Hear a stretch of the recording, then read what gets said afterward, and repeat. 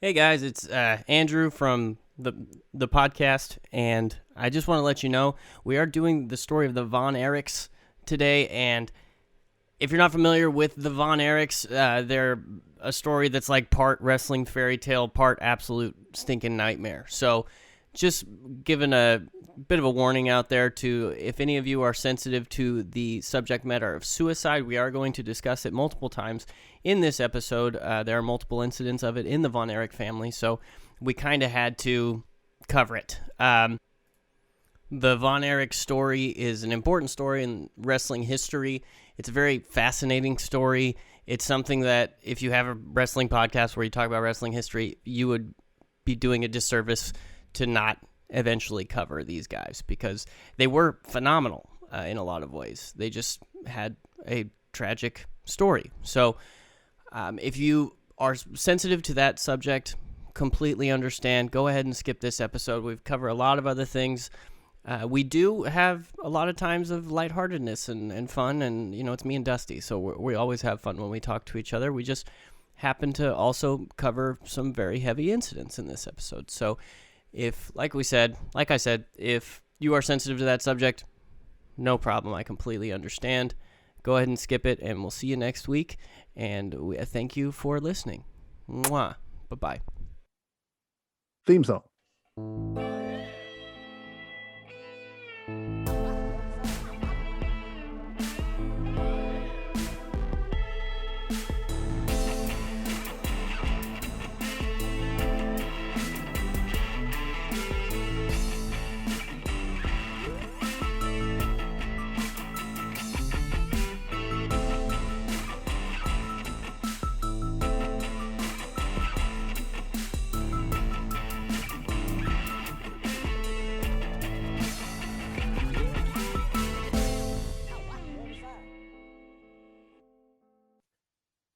Welcome to Snarkmarks, everybody. We're a wrestling retrospective podcast from California.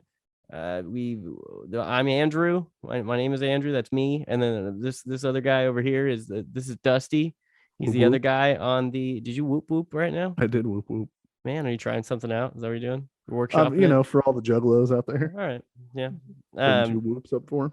We go back and listen to our back catalog of episodes. We've done a couple of deep dives. We did 1997 in wrestling. We did Vince Russo's career in wrestling. Go listen to our first episode. It gives you kind of a good primer for everything. And listen to our booking shows that we've done. We've done 2 booking shows. We have, I wouldn't say rival wrestling promotions. I think they're pretty friendly. Maybe eventually we might do something where it's a rival situation, but I think they're getting along pretty well right now. The Godwin Championship Wrestling Federation and the Idel Wrestling Federation are living in harmony. But listen to those. Those are fun. We also have a YouTube channel. We've done 2 videos. We're going to do more as soon as there's time. We're working on it. And then follow us on socials. You know? Yeah. So you got your Instagrams, you got your Twitter machines. Yeah. You got your Facebooks. Yeah. You want to keep up with what your aunt is doing and also what we're doing. Check that out on the Facebook. You want to watch your aunt get radicalized as well as learn about old wrestling? We're your spot. 2 birds, 1 stone. Let me say this: 2 birds, 1 Roger Stone. That's as a public service announcement. The blank artist has also removed their music from Spotify. I'm calling that joke dead. No more of that joke. I'm over it. Listen, I this is a podcast where we like to declare jokes dead. There are, Twitter has every once in a while. Twitter, it's like, oh, we're doing this joke today. Those need to go. Like, that's whenever I saw the Airheads band has removed their music from Spotify, I chuckled. That's a funny pop culture bit. Now, sure. Dead. It's the worst Twitter joke, the worst recurring Twitter joke. It's when they do a play on somebody's name. So they're like Ronda Rousey, but she's also a big Kanye fan, Donda Rousey. Oh, yeah. And that is the deadest, like, worst. It's down there with Harambe jokes. Like, it's done. Don't fucking do it anymore.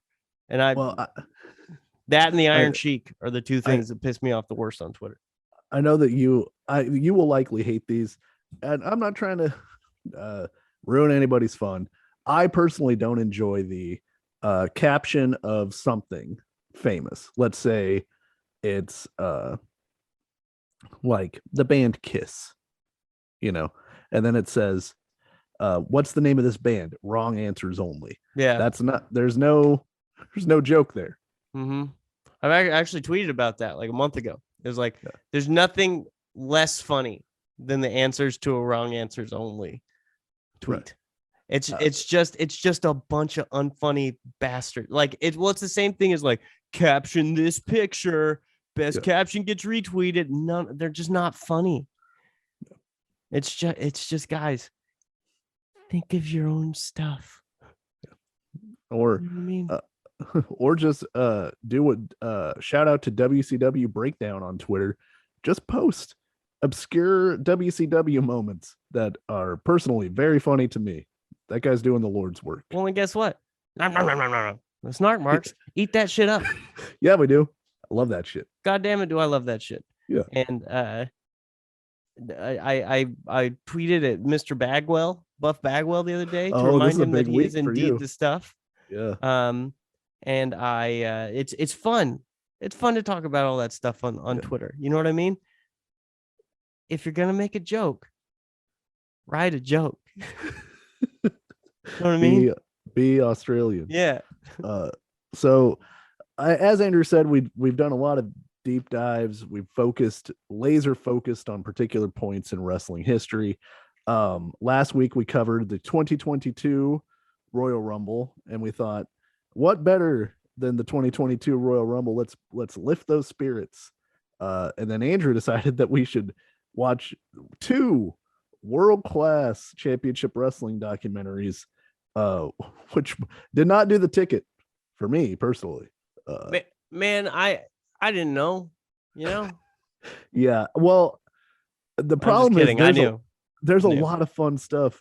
Every single Michael Hayes outfit deserves a standing ovation that was seen in this documentary. The funny thing about Michael Hayes is Michael Hayes, the wrestler, seems like right up my alley. Like a fucking, God damn it. He might be on a booking show soon. You know what I mean? Sure. Michael Hayes, the dude. That guy does I don't like that guy. He seems like a carny, like pinky ring, and he was super patting himself on the back as much as he could. It's those guys that, and I don't blame people for having this instinct when you've had a little bit of success, but he probably didn't have as much success as his talent provided, could have, the potential for his talent. You know what I mean? Michael Hayes seems like, in terms of on the mic, he didn't seem like the best wrestler in the world, but on the mic, he seems like one of the best that I've seen. You know what I mean? Yeah. And he was very successful, but he wasn't. I don't think, it doesn't seem like he ever got to national tippy top, unless you count this, right? Yeah. So he in the NWA/WCW, he had a pretty good run. Okay. After his stuff in World Class, I guess what I'm saying more is a lot more people know who Lex Luger is than Michael Hayes. That would probably be true. Yeah. And Michael Hayes is a better performer than Lex Luger. Yeah. The big thing on Michael Hayes, which you are correct in, is he is widely regarded as one of the best dudes on the microphone ever. He's he's got tons and tons and tons of charisma, but he was not regarded as a particularly great pro wrestler in the ring. And that's why the Freebirds worked as a group, because Terry Gordy was renowned as one of the best wrestlers in the world, particularly at this time. And then they had Buddy Roberts as the guy who could get beat up and never lose his heat, because everybody liked to see Buddy Roberts get beat up. So it was Michael was the mouthpiece, Terry Gordy was the muscle, Buddy Roberts was the guy who eats the pinfalls. And that's perfect for, especially with their aesthetics too.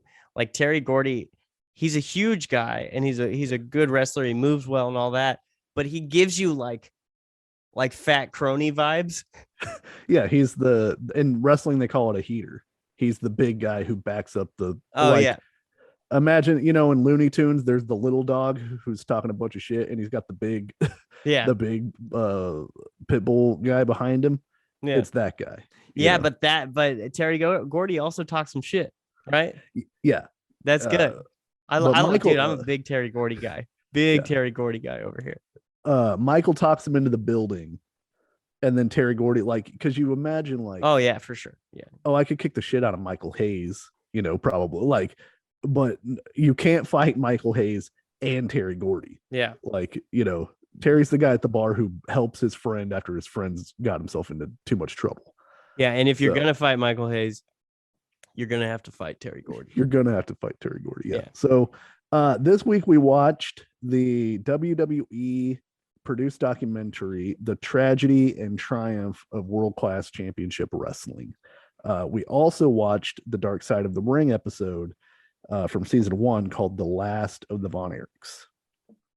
And I really enjoyed this era of the WWE documentaries, because for a while they were putting out interesting documentaries about the AWA, about ECW, about World Class Championship Wrestling. They did a Brian Pillman DVD that was focused on his career.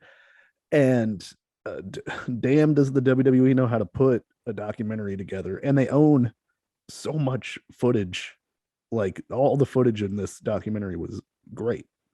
Yeah, and that's what I'm hoping. It's the same thing with UFC. I hope they start at some point making documentaries about guys. I think they will. It's just that they're a little bit younger, you know what I mean? But it just shows you what somebody who owns all of the content can do. You know what I mean?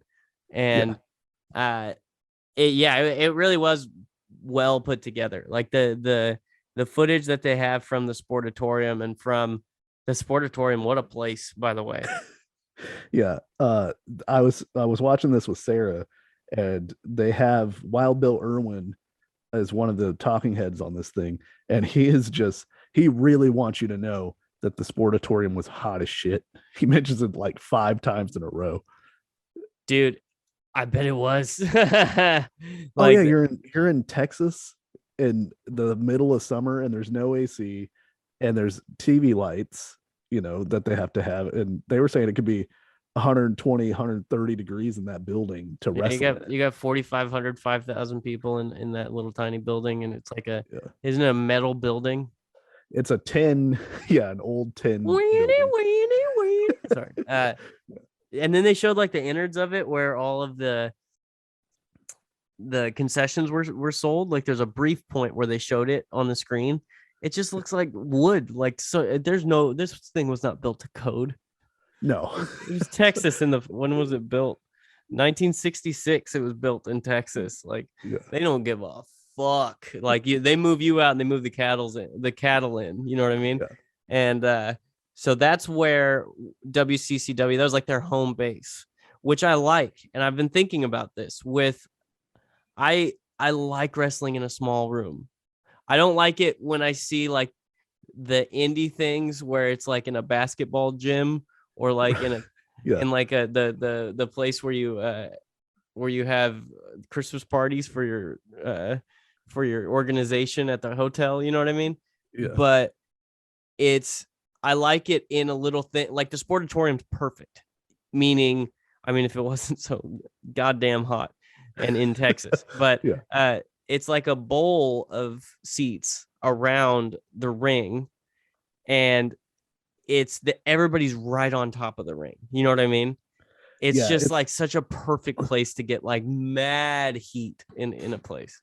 Well, and wrestling, like, a lot of the best wrestling feels like it has to come from like a shitbox place, like, because ECW mainly came out of the ECW arena in Philadelphia, and it's, again, like, it's a place that's right next to a pawn shop, and it's just this shitty little bingo hall, and they could fit 500 or 600 people in there, but the heat, both figurative and literal, in those buildings was crazy, because you're right on top of the wrestlers, it feels like, and you're right in the action. And that, to me, is one of the main differences between like regional wrestling, where like they showed the Von Erichs coming to the ring, they're coming through the crowd of people. Like they don't have a ramp or anything. Oh, and the women kissing them all the way to the ring every time they Yeah. walked to the ring was insane.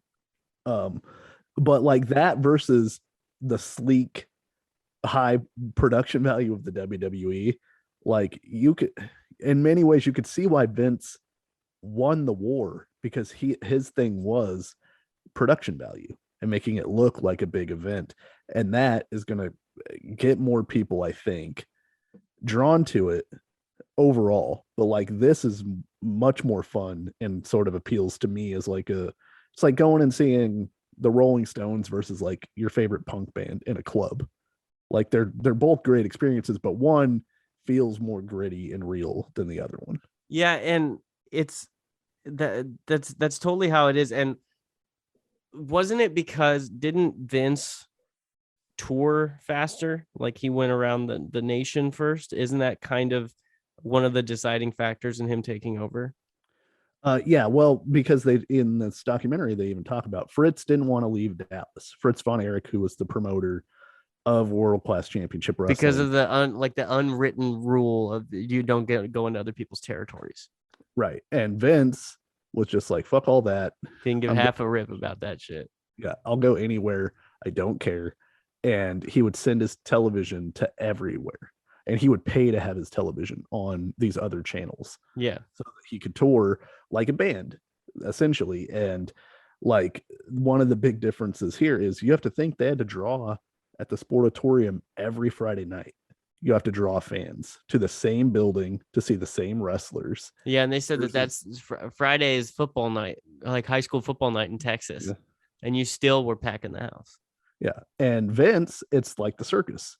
So the circus comes once a year. You're going to go see the circus. Yeah.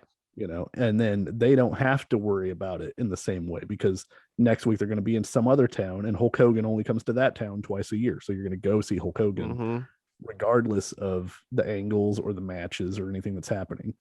And the thing about World Class that was crazy was they consistently, as long as they had the three main Von Eric boys, seemed to draw in Texas, in Dallas forever, and that's weekly territory. Yeah, that's amazing. And we should get to the, real quick.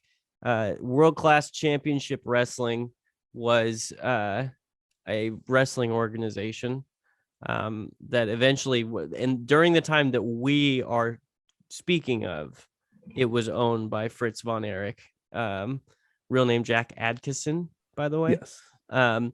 And so, but WCCW was a thing long before Fritz owned it, correct? It was called Big Time Wrestling. Okay. And so Fritz, essentially, at the beginning of this documentary, they talk about how before Fritz came in, all the wrestling territories in Texas ran through the Houston wrestling office that was owned by Paul Bosch. Mm-hmm. And then Fritz Von Eric and one of his partners broke off, and it essentially broke into not warring territories, but two separate territories. And that's where WCCW came from. And Fritz's partner had a heart attack and passed away, and then Fritz became the sole owner of World Class. Yeah, and Fritz was not only the sole owner, but also was the top attraction in the wrestling organization. He was the top heel in that company, and regionally, he was famous for a long time as they don't really talk about it in the WWE produced documentary, and I can see why, but as Fritz Von Eric, Nazi sympathizer from Berlin, Germany. Yeah, that was his gimmick. For yes. To be clear, that was his gimmick. Yes. We don't know that Fritz Von Eric, what he felt about them, the Nazis in real life. Right. But he did paint a Nazi sympathizer as his heel character, so you can take a little bit from that, hopefully. I'd like to think, you know what I mean? But he was a Nazi, his character was a Nazi sympathizer heel, and he got crazy heat. And he was known as, Kevin said he was known as the toughest guy in Texas.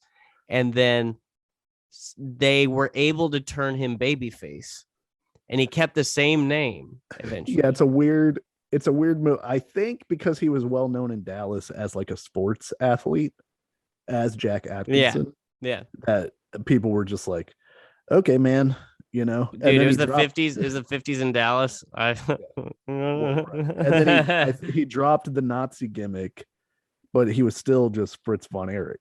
And it's weird that all of his kids are known as Von Erichs.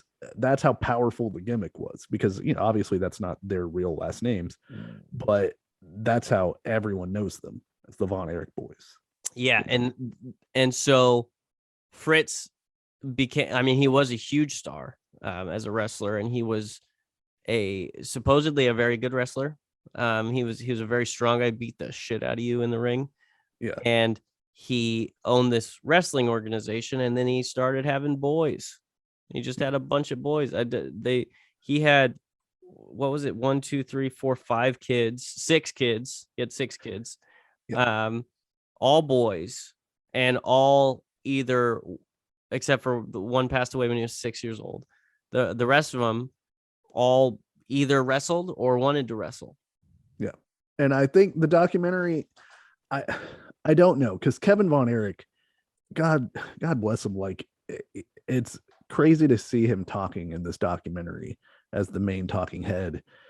I don't want to be a pop psychologist, but I guess that's sort of what I'm doing. I don't know if it's like he has to believe some of these things, or if he really means them, where he's saying like, Dad didn't force us to wrestle. He didn't really care if we wrestled or not. We wanted to do it because we grew up loving wrestling. And I'm sure, like Michael Hayes said, it probably didn't take much prodding. There was probably some interest in it anyway, and the two things just kind of came together. But whenever Kevin talks about his childhood and his, and his brothers, like it's all fond memories, and he talks glowingly about his dad. Well, it's probably easy for him, being the surviving member. It's probably easy for him to feel like he has to protect the legacy, because he's the only person around to really stand up for the legacy who was in the room. And I'm sure, I mean, Fritz Von Eric was a giant corn-fed down-home country boy who owned a wrestling organization, who they said was a like a hard-ass negotiator and like fucked a lot of people over, even like Garvin, what's his name? Jimmy Garvin. Gorgeous Jimmy Garvin was like, they said Fritz Von Eric, and he goes, screw him. Yeah. And that because he was a promoter, and promoters generally aren't well liked by the people that they promote, but the good ones at least. But it's not like he was Bob Saget in Full House as a father. There weren't a lot of Miller Boyette moments with the piano music in the background playing, with Fritz Von Eric being your father. But based on what Kevin has said, and based on, I mean, I'd have to look further into it, because I bet neither of these documentaries would want to like bring up, oh no, but Fritz was a bastard. You know what I mean? But it seems like his son fucking loved him. Like he just kept going, man, what a great man he was. Like he just kept saying that. And it's like, I tend to believe him. Like, yeah, I don't really have any reason not to, it's hard to see a dude that's went through that much stuff, and then what's he gonna say? I also thought they did a good job of explaining back in the territory days. A lot of times the guy who was the promoter was also the top star, and the reason that was because you could trust yourself to not screw yourself over, essentially. So like Fritz is his top star, his own top star, in the same way that Jerry Lawler was the top star in Memphis and Eddie Graham was the top star in Florida. And these guys, they have a stake in the promotion, and Vern Gagne and the AWA, like they don't want to trust it to somebody else, because that person might not be as interested in making sure that it succeeds as you are. Inherently, it's not going to matter as much. You're not going to walk away and throw the belt in the trash.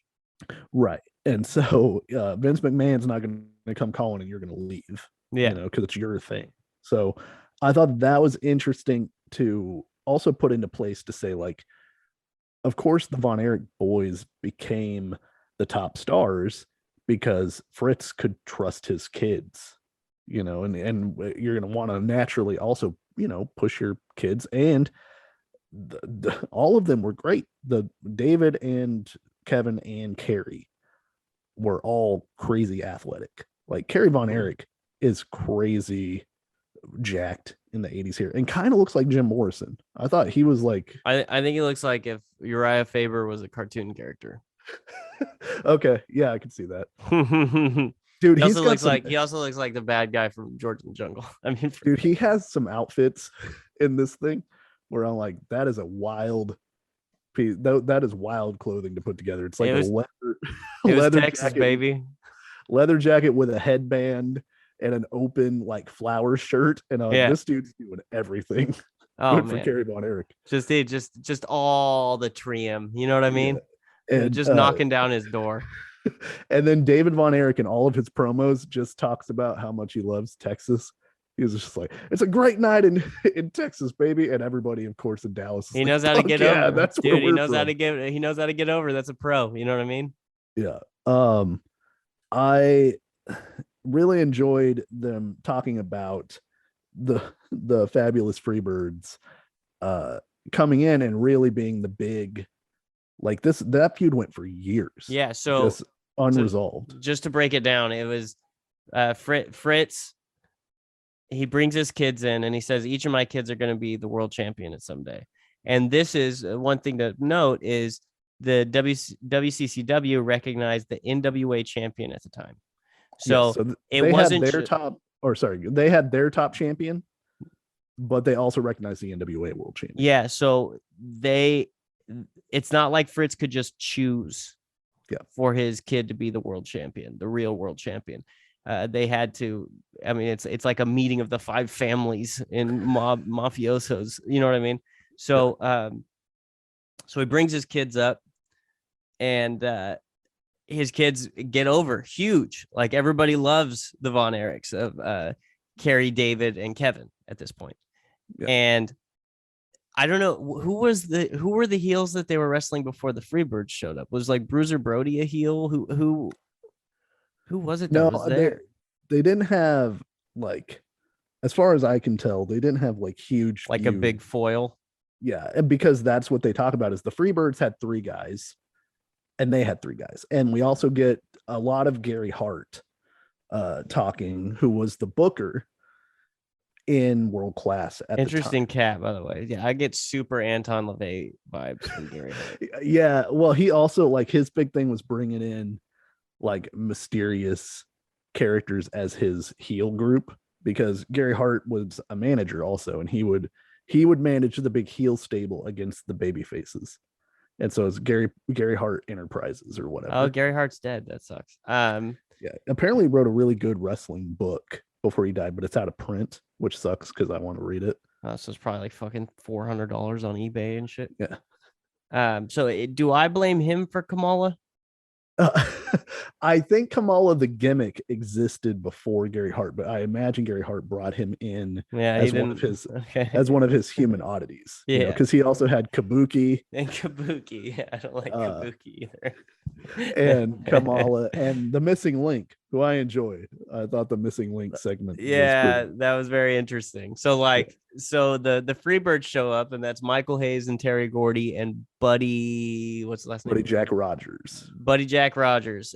Or Roberts. I'm sorry. Roberts. They present this strong heel opposition to the Von Erichs, who are these all-American boys, and the personality leader of the Freebirds is Michael Hayes.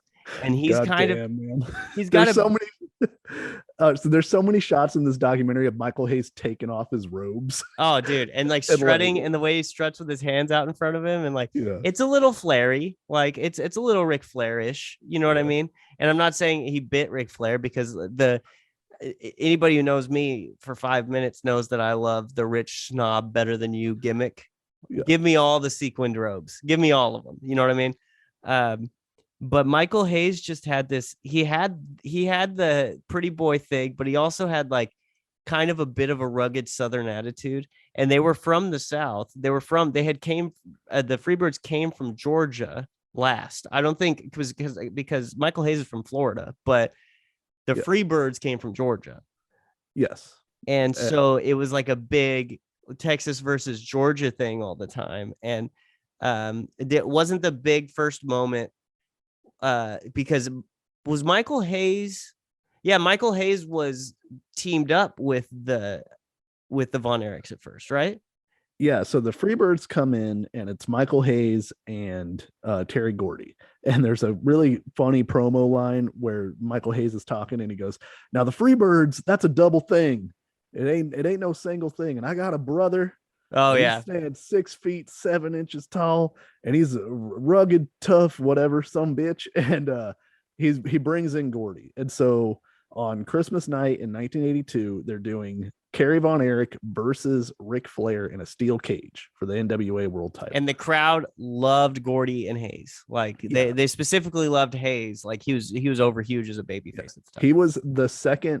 He was the number 2 babyface behind the Von Erichs. Yeah, at that point. So because they had come in and they'd been like friendly with the Von Erichs and teamed up with them, and it was like a whole buddy singing Kumbaya kind of thing. And they did a write-in poll for a special enforcer for this match, and the write-in poll, who knows if it was worked or not, was Michael Hayes. Wouldn't you know, won the pony? That's exactly what that. Yeah, but the fans trust Michael Hayes to make sure that Carrie Von Eric doesn't get screwed in this main event match, right? Yeah. So finally, Michael Hayes blows his top. Him and Flair have been going at it the whole night. He hits Ric Flair, knocks him out with a punch, and tells Carrie to pin him. And Carrie won't do it because that's not the Christian way to win the world title. Yeah. So then Michael Hayes gets pissed at him and tries to force him to pin. He literally throws him on top of him. Yeah, and he won't do it. So Terry Gordy's like, let's go, Michael. And they leave. And as they're leaving, Michael Hayes has his back turned to the action in the ring. Flair knees Carrie Von Eric into Michael Hayes, who falls onto Terry Gordy outside of the ring because Gordy's watching the door. And so when Michael Hayes turns around, all he sees is Carrie Von Eric, and he assumes that Carrie Von Eric attacked him from behind. And so Gordy slams the door on Carrie's head, and that leads to Ric Flair winning this match because the match gets stopped due to blood loss, I think is what happens. And I think it is blood loss. That kicks the whole thing off. And what's beautiful, it's a beautiful angle because everybody has their position. Hayes thinks that Carrie Von Eric attacked him. Carrie Von Eric is pissed because Michael Hayes is trying to get him to cheat. Everybody has a gripe. And they talked about how the Von Erichs didn't really have a gimmick. Their gimmick was being the Von Erichs. Yeah. Right. And the Freebirds don't really have a gimmick. Their gimmick is they're just badass dudes from Georgia. Like, aside from being the fabulous Freebirds, it's not like, you know, they own a donut shop or whatever else as a gimmick. They're no tugboat. Right. Right. And so you've just got two sides of essentially the same coin. And Kevin cuts a promo where he says, it's not a Georgia versus Texas thing. It's a decency versus filth thing. And that's so Kevin had some lines where I can't remember any of them specifically, like to quote them, but really talking about, no, this is the good guys versus the bad guys. Like, yeah. I think these guys like Satan. Like, right. Yeah. I go to church every Sunday. Right. Yeah. You're going to bring the demons out of me. Go to church every goddamn Sunday. And that is the program that, like, it ran for years. And it was just never resolved. Like, it's on site with the Freebirds and the Von Erichs. It's never over. It'll never be over. And it was just Monday and it was just money for years. Yeah, because you could resolve it temporarily. You could always bring it back. It was always believable, you know. Listen, and we ain't never gonna stop beefing. I don't squash the beef. No. And you had then you had Buddy Jack Roberts talking about these being the hardest matches he ever had in his life because the Von Erichs didn't care. They just kicked the shit out of you. Oh, and yeah. Kevin, when he was talking about how stiff they were. Yeah, and he's like, you couldn't hurt him. He didn't complain, whatever. And they're just showing him kicking Buddy Jack Roberts right in the face. Yeah. And Buddy's like, no, It he's like, they really beat the dog shit out of me. And Kevin, he was talking about when he would wrestle Hayes and they would just basically shoot each other, and like the shoot on each other. The rules were don't break any bones and don't break any teeth, and everything else is fair game. And it's like, what did they show? They showed Hayes hitting Kevin with something, and Kevin was bleeding the behind his ear, like so bad. These just beat the shit out of each other. So I'm guessing there was quite a bit of money around. But the thing is, when like for Fritz, when this was hot, because it was like for those of you that haven't seen these things, you should watch them. A, B, they seem to be they went national with this, and these guys were celebrities. Like, we're gonna get to some of the sad stuff in a little bit, and the amount of people that cared about these guys was massive. And so, I mean, they put 42,000 people in the football stadium in Dallas at Texas Stadium, like the legit stadium. 42,000 people. And that was for Fritz's retirement match. And that was actually for when, because they did it twice, but the one that I got the number 42 was for after David passed, and they did, and Carrie wrestled Flair. Yeah. But they put 40,000 people in there for Fritz retiring. Like, they talked briefly about how even though they were Dallas based, because the Dallas television was so strong, the signal was so strong, that you could get it in like 3/4 of the country, and that they were doing innovative stuff like miking the ring and putting the cameraman in the ring. Like, for 80s wrestling, it looks very good, and it's like a high energy style, and it's like very kinetic. And the like remote videos that they were doing of like little comedy bits, and like, who was it that was washing the dog for Kevin for Carrie? Gorgeous Jimmy Garvin. It was Jimmy Garvin. He had Jimmy Garvin. David Flair. He had Jimmy Garvin. David Von Eric. Yeah. He had Jimmy Garvin doing a bunch of household chores around the ranch. Yeah. So I think that you would like all of that stuff, like the little personality profiles and the outside of the ring gimmicks. I do, and it makes it so much better, in my opinion, that it's like a small, like, it felt like, to me, it felt like the magic, even more so to an extent, because it lasted longer and it had the heat of like specifically the Von Erichs. But it reminded me of NXT when NXT was killing it, because they had their home base, they had their place where they did their shows. I don't know if it's still like that. Do they still have their spot? Or like, because of the pandemic, they're running that one building. Okay. Well, so yeah, the NXT had that one arena in Florida that they used. I don't even think it was an arena; it was a small venue, and they had their smart crowd that knew all the storylines and that were diehards and that were there every week, and they knew all the chants, they knew all these things, and like, it's really seemed like that with WCCW. Like, it seemed like the community was there, and like when we start talking about the other stuff, it's like when they're talking about how the town saw, or the city, I guess it's Dallas, the city saw the Von Erichs as their sons. Like, the Von Erichs were their guys. Like, ever since they were kids, if they did something athletically, it would end up on TV because they were Fritz Von Erich's kids. So like, that togetherness and community and almost exclusivity. This is our organization. Yeah. That makes me like it even more, I think, than and I can't, like, it's not like I'm hating on WWE or any of the big ones for going national, and fucking do it. That's how you get a bunch of money. That's how you pay the wrestlers better. That's how you succeed. Like, I understand. I'm not mad at ambition, but like, God damn it, if there wasn't like some magic in just that little building with this special group of lightning in a bottle characters that got together at one time. Like, that Fritz got lucky that his kids were so good. Like, we're so appealing, basically. Like, it's not like they were, I mean, they weren't Bret Hart in the ring. It doesn't seem like they were, at least. David, I've heard David was the best wrestler, right? And it was like David was the best wrestler. Carrie was the overall package because he had the looks and the charisma and the body, and Kevin was the best athlete. Yeah. That's how everybody broke it down. I always thought, like, Carrie would be the guy that they'd strap the rocket to because he had the best overall stuff, but he had a lot of his own problems, which we will get to. I think Kevin's my favorite, Von Eric. Yeah, like Kevin was a lot of fun to watch wrestle, and he had like, like his promos. It was very earnest. He seemed like an earnest guy, and none of them, even Carrie, or I guess was David the best one on the mic?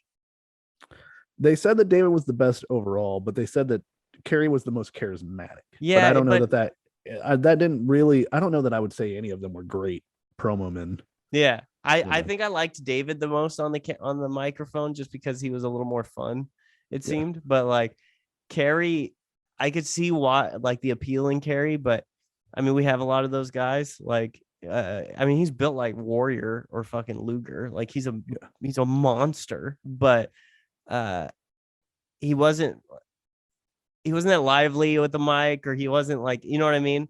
He had good physical charisma, but him and Kevin both had physical charisma, and so did David. But I think David could probably top the best because he was the oldest and the most experienced in that. And Carrie really only got into wrestling full time because he couldn't go to the Olympics.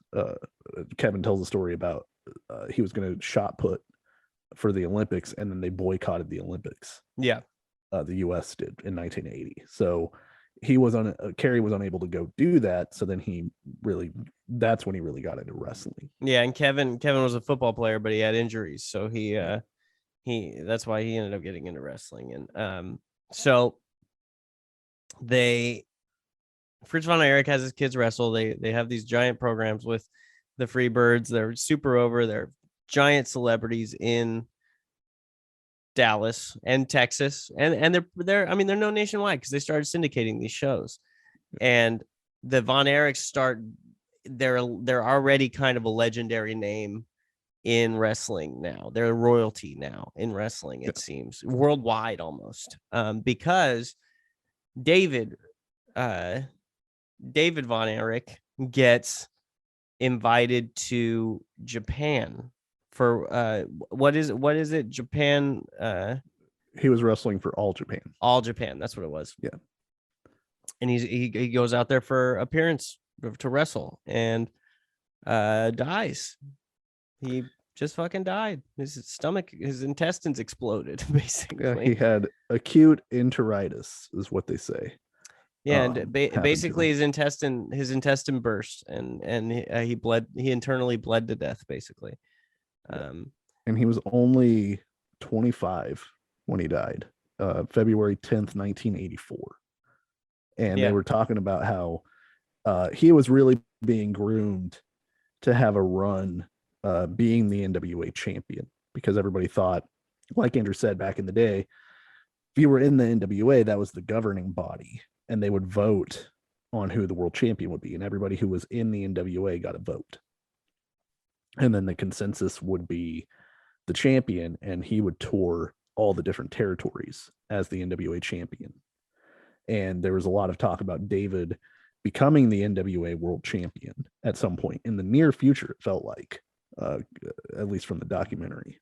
So yeah, it seemed like he was like about to get really fast tracked. And like the Dark Side of the Ring kind of illustrated this a little bit better, just how famous like David Von Eric was, because like there's so much to get to with all these things, especially since the WWE documentary is about world class as a whole rather than just about the Von Erichs. And like the fact that he was in Japan wrestling was a big deal for the organization in Japan, for having a Von Eric there to wrestle for them. And he dies in his hotel room, and that, I mean, begins an entire period of just turmoil and tragedy for the family. So David dies. They have this giant funeral for him. Thousands of people show up, and said like 5,000 people came. Yeah, and even Kevin said, he was like, I didn't realize how big we were until that day. Like, because it's hard to see because you're only selling 4,000 to 5,000 tickets every year. every night. So like your dad's getting the checks, Right. So they knew they were well known for sure, but like he's like, I didn't know how famous we were basically.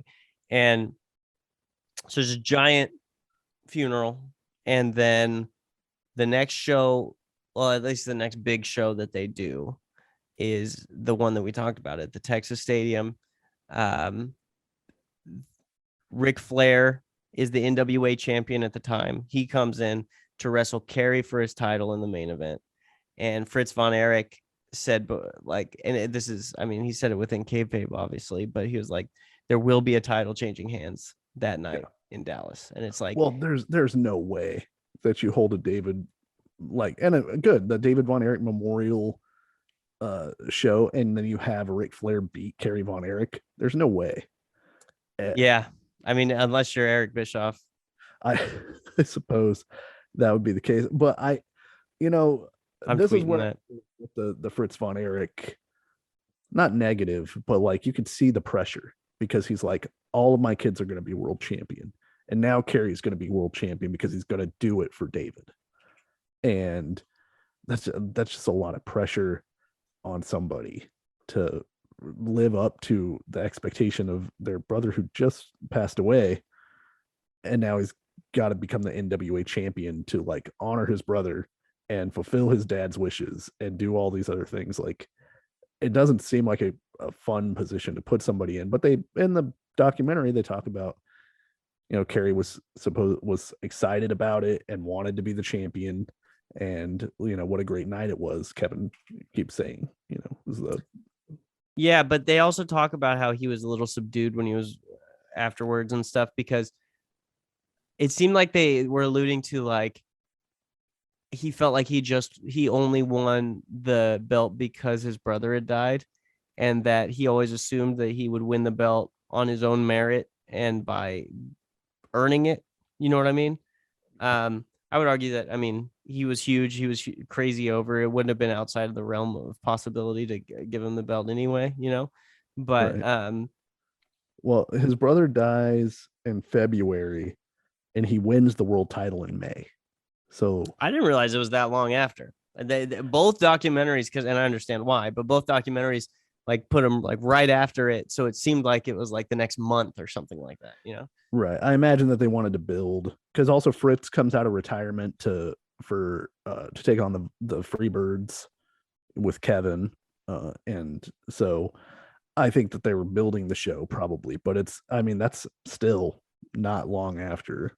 And, yeah, I don't want to speculate how they process the grief of their, brother and son passing away, but it like still seems a real close relatively to when that happened, Yeah. I mean, you process it differently. The first big show, the show that's like for him, is going to be an emotional day, no matter when you do it. It makes you revisit stuff like that, because it was the same thing with the Owen match, with Brett. That was not the weekend after Owen died. Like, that was a while after Owen died, but it was still a super emotional. I mean, Chris Benoit was crying. You know what I mean? So like the time that you reserve, okay, this is when I grieve. Right. It's going to do that to you, and it's very interesting. So Carrie wins the title. He has the title. Yeah. For 18 days, and he loses it back to Flair. He loses it back to Flair in Japan. Oh, I didn't know that. Yeah. And some of the reason that happens is they talk about in the documentary, sort of in big, like, general terms, that Carrie was not the most reliable guy to make his bookings. And that's the biggest part of being the NWA champion. Not just, do you look the part? Are you over? Can you draw money? It's, can you be at all the shows? And that's generally why Flair maintained the title throughout most of the 80s. Was the schedule didn't seem to bother Ric Flair. He's the only guy who never got burned out being NWA champion. And Carrie, it wasn't just that he missed bookings once he became the champion. It was that he had sort of a like that he had a history beforehand of missing dates from what I could gather. And so it feels like, and this is probably what Carrie felt this way. Of course, the NWA votes, and I think Fritz had a big part in this. Like, they vote to put the belt on Carrie, obviously, at the memorial show, but no one really has confidence in him to run with the title. Yeah. And so, he wins it just to lose it back to Flair. So you get the big pop in Texas Stadium, but you don't really get a chance to show what you got if you're losing the belt back 18 days later. Yeah, it really sucks. Like, I was really bummed to hear that. And I just started laughing because it's like, it's such a Hulk Hogan situation, but Hulk wasn't involved. But he must have been, I mean, that must be the reason, because like otherwise it doesn't make sense to take the belt off him in 18 days. Like, that just seems like bad booking. But it bummed me out when I found out that that's what happened. They spend a lot. Then they spend some time talking about different things that had happened within the promotion. Like, there was a part where Gary Hart talks about the payoff that he got for the 1982 Star Wars wrestling show, which is a couple of things that are funny about that, which is like, one, the things you could get away with in the 80s as a regional wrestling promotion, calling your show the Star Wars of wrestling. And that's the corniest shit I've ever heard him. How stupid do you think your crowd is to go, this is the Star Wars of wrestling? The crowd's gonna be like, word, fucking 3PO's gonna be there. It's the Star Wars, bro. Oh, damn it. I love that Star Wars. I'm gonna love this Star Wars of wrestling. He said, Gary Hart said that he made $250,000 for Fritz Von Eric that week, and Fritz Von Eric paid him $3,500. And Gary Hart had to quit on principle. And the Freebirds wanted to quit with him, and they just shot that angle that was going to lead to all this money they were going to make. And Gary Hart had told them no, to stick around because he had to leave, but they should stay. And then they talk about how they bring back Gary Hart to book after. They do a little bit of talk on Chris Adams, who is an English wrestler that had been a babyface, and he turns heel on Kevin, and they run with that angle when the Freebirds had left for a little while in like 1985. They start running that, but this is where World Class starts to fall off, because now they only have 2 Von Erich brothers who can wrestle full time, but they run 3 shows a day. So they bring in a guy named Kevin Vaughn and pretend that he's related to the Von Erichs, even though he's not. They call him Lance Von Eric. Yeah, no, he's supposed to be a cousin of the Von Erichs, because Fritz had a tag team partner named Waldo Von Erich, because of course he did. And that Kevin Von Erich is his son. And downside to that is Kevin Vaughn was a very famous, or seemingly regionally famous, high school and college athlete that everybody knew. And so whenever he gets put on TV as a Von Erich, the fans reject him because they don't believe it. And it's the first time that they start to lose confidence in the Von Erich name. If you listen to what Gary Hart is saying in the documentary. Well, even Cornette said that in the second documentary. They said the same exact thing, where like it seemed like it was a betrayal, and it just seems so gross to me. Like, it's their name isn't the Von Erichs, so it's not like they're being straight shooters anyway.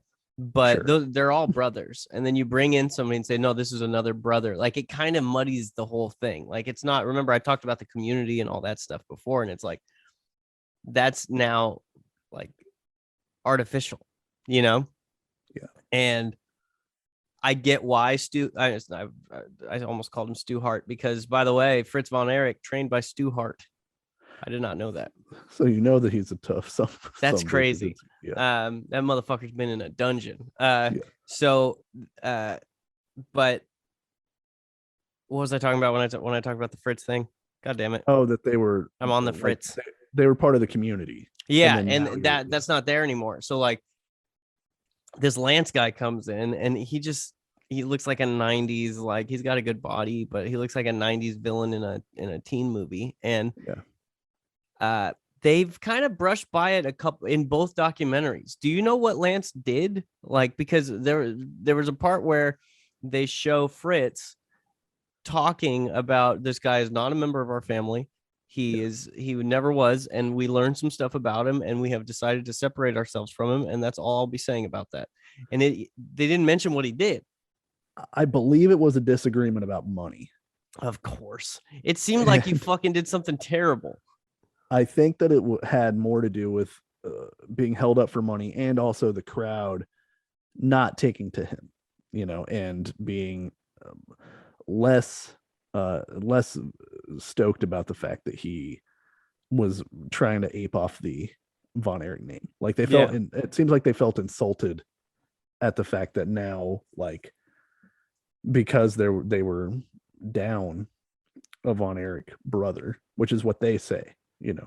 We only have 2 guys wrestling with the Von Eric name. We need another guy to help us, and instead of just, because I think Lance Vaughn could have been a friend of the Von Erichs, and who knows, maybe it washes out the same, but it's to the people of Dallas who, like you said, 5,000 people come to this funeral, it makes headline news. They care about these people, and now they're being told something that is completely a lie. Yeah, it seemed as though I just obviously, Fritz knew better than I did the crowd and stuff, and I have hindsight because I know that this didn't work. But like, it seems as though just calling the guy Bill Vaughn or like Rick Vaughn or like whatever it is, because he also wrestled under Ricky Vaughn. Shout out to Major League, but calling him those things would have been way better. Like they started liking Michael Hayes. I mean, Michael Hayes was crazy over. He wasn't billing himself as a Von Eric. He wasn't pretending to be one. It just seemed like maybe Fritz panicked and he only had one good idea. So like, the Lance Von Eric experiment failed miserably. Yeah. And then we get,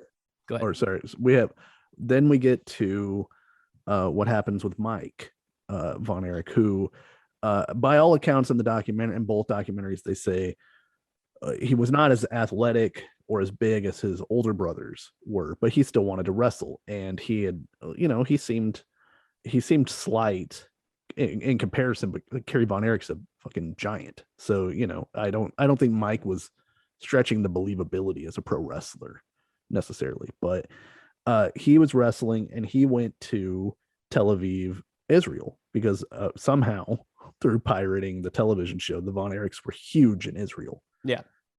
And he was wrestling another WCCW guy named Gino Hernandez, and Mike dislocated his shoulder. And so they fly him back to Texas, and he has shoulder surgery, but he gets a staph infection. He actually had the surgery in Israel, and then they flew him back to Texas. And then they flew him home. That's right. And so he develops a staph infection, which turns into toxic shock syndrome, which sounds awful. It's one of the things that sound the scariest to have. Yeah, it fucked him up real good. Yeah, and he had like 107 or 8 degree fever, and they thought that he was going to die, and they, like, the doctors told them to go and say their goodbyes to him, and truly miraculously, he recovers from the toxic shock syndrome. But in the clips that they show of him afterwards, he just doesn't look well. And that, I don't want to sound unkind, but it just looks like it took a hell of a toll on him. It seemed like he had a brain injury. Yeah, especially the one when they showed him talking like right after it happened. Like, even it looked like almost a press conference, like right outside the damn hospital, Yeah. And his eyes are all messed up, and he can't really put a sentence together, and he's like, I'm coming back from this.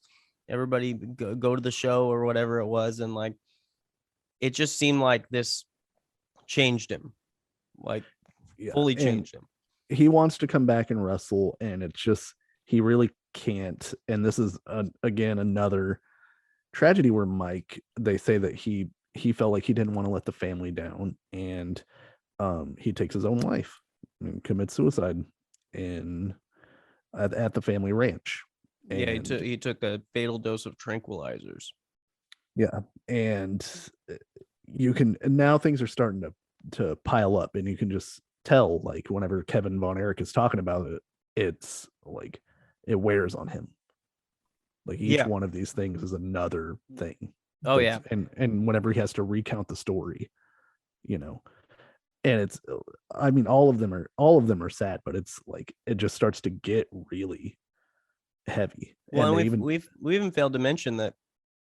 Well, I kind of mentioned it, but Fritz had the first son was 6 years old. They lived in a trailer park, electrocuted himself at the trailer park and fell into snow and died at 6 years old. At 6, yeah. And this is the third death of a son. Yeah. And so then they have the David Von Eric memorial with the Mike Von, they turn it into the Mike Von Eric memorial. And they even talk about, you know, whenever everyone can survive, it feels like the company can survive one tragedy, but then two tragedies happen, and then things start to compound, and it's like maybe people don't want to come to the shows and they don't want to watch the show because it just reminds them of the tragic things that had happened. Yeah, and this family now, instead of being this big wrestling family that has experienced tragedy, the tragedy almost starts to represent them to a lot of people. And this is only after the second death. Yeah. And they do, after they talk about the section with Mike, they do focus on Gino Hernandez and Chris Adams as a heel tag team. I feel like these might be your guys. Oh man, Gino Hernandez. I fucking love Gino Hernandez. Yeah. He talks mad shit. He drives convertibles. He's a cocky bastard. Like I am a fan of Gino Hernandez's work. Yeah, and Adams. Adams is fantastic too. I just love British heels. God damn it. Yeah, where he says I said I was the best looking wrestler, and I am, and I said that I'm better than the Von Erichs, and I am. Yeah. And I said that I don't need Gary Hart, and I don't. He's just he's great. We also skipped a little bit. Gorgeous Jimmy Garvin, also a big fan of. Oh yeah. Oh yeah. He's wearing vests and bow ties, but also wrestling tights, and it seems so unnecessary. Like it's so silly to imagine, like, well, I'm gonna need this bow tie, otherwise I'll feel underdressed. Like, as a gimmick. Because but everybody needs to know I like to party. Yeah. How are they gonna know that I like to party? And, his nickname was the fashion plate of wrestling. Yeah, and they had the angle where his valets, he was in a love triangle with two valets. Yeah, that was good. The documentary does do.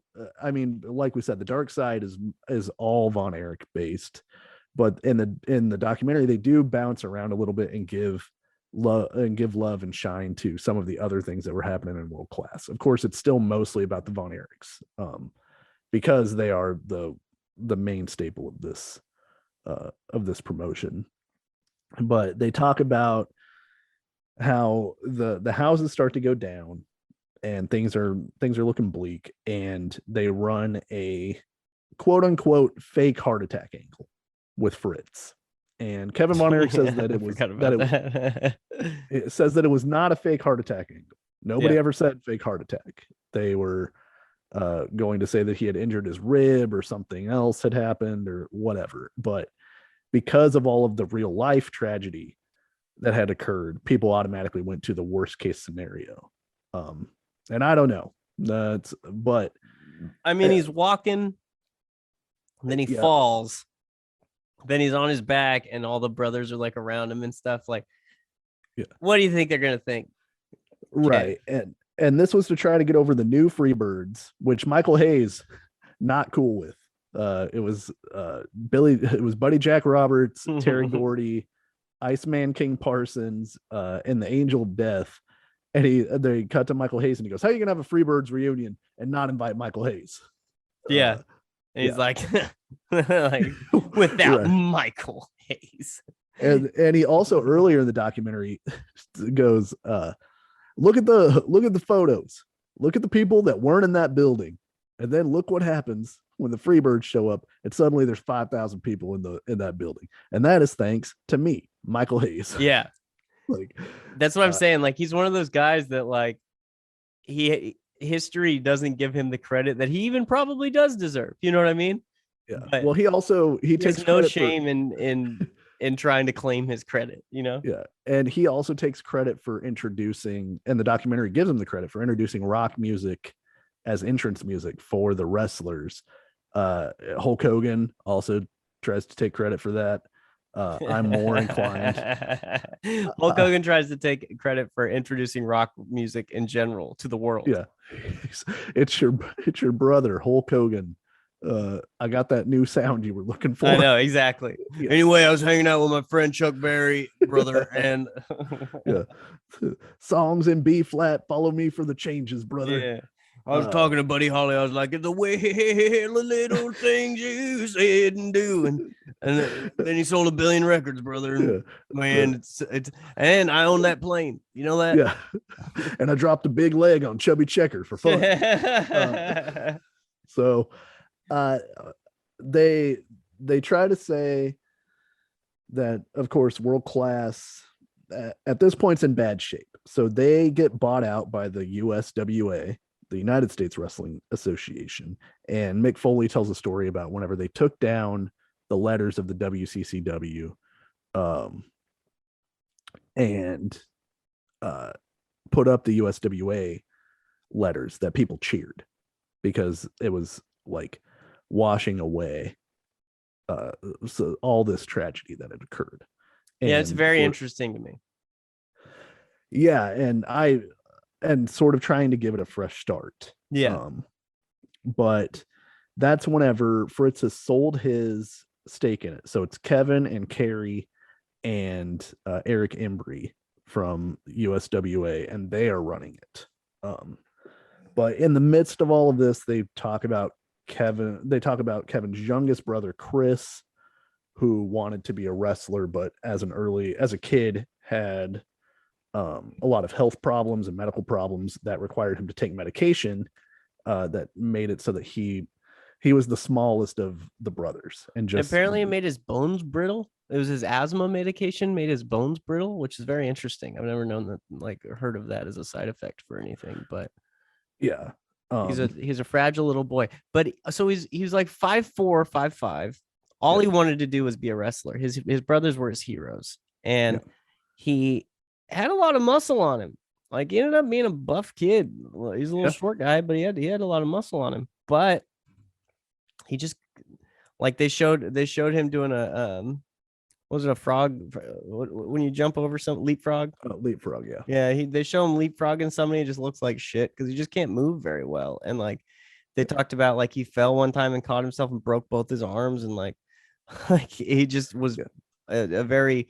He's like the little kid with the glasses on, the Little Giants, where his mom wraps him in in one of those like foam things for your bed.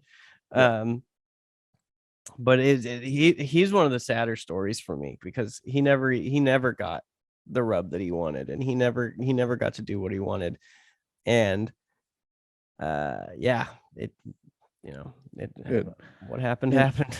It ends in tragedy for Chris as well. And it's not like I'm not reveling in this obviously, but like it becomes hard to even recap it, to even talk about it, where it just compounds. So Chris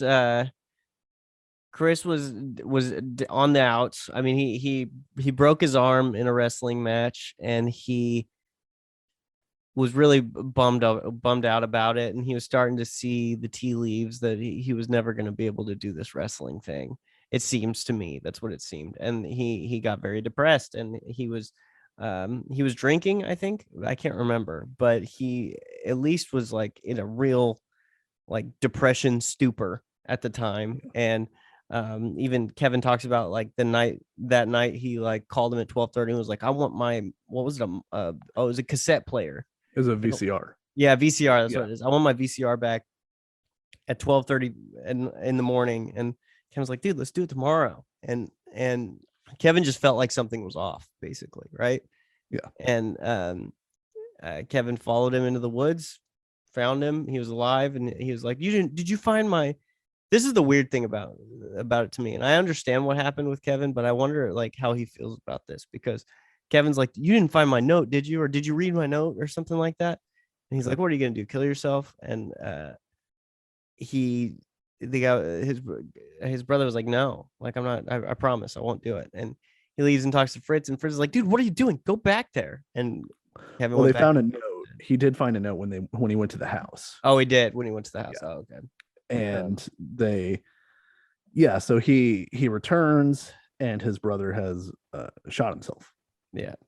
And he finds his brother with his mom in the car, and it's like, I don't know, man. It's just your heart breaks for everybody. But like, I was just watching Kevin just being like, I don't understand, man. That's all of that is terrible, obviously. Oh, yeah. And no one is worse than the other, but it's just like, it just seems to stack on top of each other. Yeah. All of these things, and especially because it's like a lot of times his brothers would have been his support system through things like that. Like, yeah. And he and they're the ones that are the subject of the tragedies, so like, yeah. He's just slowly becoming more and more alone with the people that he could relate to in the world. And it's fucking heavy. So now it's just Kevin and Carrie left. Yep. And Carrie gets into a really bad motorcycle accident, right?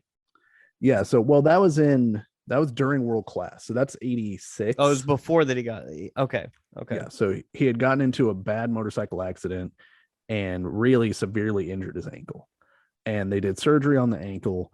And apparently in like the state where he was on painkillers, he forgot and he stepped on his foot that had been surgically repaired, and it just ruined it to the point that they had to amputate his foot below the knee. Man, I wonder how bad that step hurt, even on painkillers. And he, but he continued to wrestle. And for years, it was a secret that he had even had his foot amputated. Even people close to him didn't know. And well, we talked about it when we watched the Royal Rumble a couple of weeks ago. I was like, and I feel stupid now because I'm like, who's this Texas Tornado guy? Like, right. And all this stuff. And it's like, that's, I didn't understand the magnitude. You know what I mean? And, he moved pretty well. You can tell if you're watching, like, you can't tell like it's a prosthetic or anything, but if you watched him before and then you watch him after, you can tell that he is limited mobility wise. But he's still like bumping and in like crazy good shape still. Yeah. Like, and I don't think if you didn't know that it would be quite that you could quite so obviously tell. Like, I didn't notice. No, it's not. If you looked at both of them, you could tell maybe he's lost. He doesn't move like he used to. Yeah. But I would have just assumed it was like, wrestler injuries. You know what I mean? Right. His age and he gets older and all those sort of things. But yeah, so the World Class Championship Wrestling shuts down in 1989.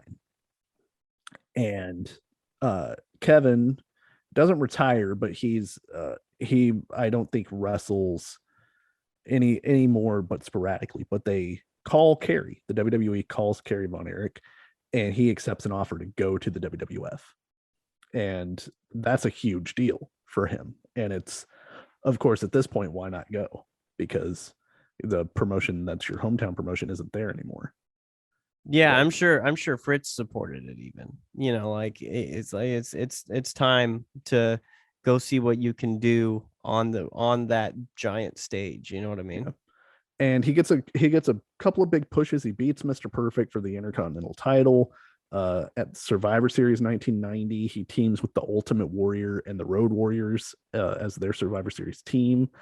One of the big things that they change is they start calling him the Texas Tornado and not Carrie Von Eric, which is interesting. But of course, the WWE is known for that. So it's such Vince horseshit, and this is where Vince gets in his own fucking way so often. You know how much more money he would have been worth as Carrie Von Eric to Vince? You know how much more money Vince could have made off of that guy if he called him Carrie Von Eric? But he didn't want to legitimize anybody else. It's fucking, it's the biggest like little dick shit. Yeah, and there were times where they did refer to him as Carrie Von Eric, the Texas Tornado. Yeah, that's probably when an announcer who knew what the fuck mistake they were making would say, you know what I mean? But I think we might have even heard Vince call him that on the way to the end. But like this, but it's also, we know this about Vince, he likes to own the gimmick. So like that's another reason, most likely. But it's like, man, it seems like you're leaving so much on the table not calling this guy Carrie Von Eric and talking about the history, because you can bring in a Von Eric and the WCCW doesn't exist anymore. Right. So it's not like you're promoting somebody that's going to take a bunch of your money. Well, and there's no like video library to buy. The internet isn't a thing, so you can't research the tragedy or any of those things. Yeah. Like unless you knew it, you didn't know. And then it's just a guy, you can tout all of his accomplishments and say, hey, this guy was like a big deal in Texas, and his family's a big deal, and he's got a history in wrestling and all these things. You know? But they talk about like at this point Carrie's injuries, and also he was on a lot of prescription medications due to the motorcycle accident and recreationally. It seemed like he liked the drugs and alcohol, especially after the injury. Yeah, they said a big fish or a little fish in a big pond, right? Because unfortunately, by the time he gets there, Hulk Hogan is there, Ultimate Warrior's there. These other guys are the top baby faces, and Carrie Von Eric's never going to ascend to that level, so he's just sort of in the mid card, which is not a bad spot to be in. But whenever you've been the number one guy in a promotion, it's not as bright lights big city. That much the number one guy in a promotion where you're part of a group of people that are worshipped as the area's sons, and then you come and you're that, and not only are you that, but also none of your family is there. You've always been doing this with your family. Even Kevin's not there, Fritz isn't there. Like, it's a whole different thing, and you're limited physically. So now the world is seeing you, something that you dreamt of your entire life. Like, because I mean, I feel like I'm downplaying how many people saw them in WCCW because they were nationally syndicated, but there are more people watching you now, and this is the big show. You know what I mean? Yeah. And so like they're starting to see you now when you're not what you used to be. It's like when Satchel Paige got to the major leagues, he wasn't Satchel Paige anymore. But when he was in the Negro leagues, he was one of the greatest pitchers to ever live. And he had 6 pitches and he threw hard and all this stuff. And then he got to the major leagues and he was still okay, but he's 50. I mean, he pitched when, you know what I mean? So like, there's a little bit of tragedy in that, where like, I just wasn't given my shot when I could have really blown the roof off this motherfucker. But like, Carrie Von Eric still looked like Carrie Von Eric. He didn't look old. He didn't look soft. He didn't look like he had a tan, word to Sting. Right. Looked like he wanted to be there. Yeah. And he was missing half a leg. And like, that was discouraging for him. So there were just so many things that like, so he was friends with Roddy Piper and Bret Hart. Very good friends with them. And I guess he told Bret that he was going to kill himself. Yeah. And Bret had like, I think thought he talked him out of it, but still didn't believe him that he wasn't going to, like thought that he was going to. But it's not like Bret can follow the guy around all over the place. You know what I mean? Like that's a really hard position to be in. I mean, you really do want to get on your friend's ass if they say some stuff like that and try to get them help and do everything you can for them. But especially in the world that they were in, like you can't be there 24 hours a day. It's unrealistic. Well, and he had, in the dark side, they talk about, Carrie had told Kevin the same thing. Yeah. He told Kevin too. Yeah. That he wanted to follow his brothers is what he said. And he said the same thing to Bret Hart. And, Kevin talks about trying to convince him to go to Alaska, and the two of them will fight a polar bear and just see what happens. I know. That's a crazy story that Kevin just blew by. Yeah. He's like, I kind of wish we would have done that. well, I think he was saying if I could get him away from everybody, if I can get him away from the drugs, I can get him away from these bad influences, then I can talk to him and I can get him out of this headspace that he's in. I don't think we're actually going to go fight a polar bear. Yeah. But, Kevin Von Eric is he's a crazy dude. So Yeah. who knows? But yeah, so Carrie gets indicted for having prescription drugs.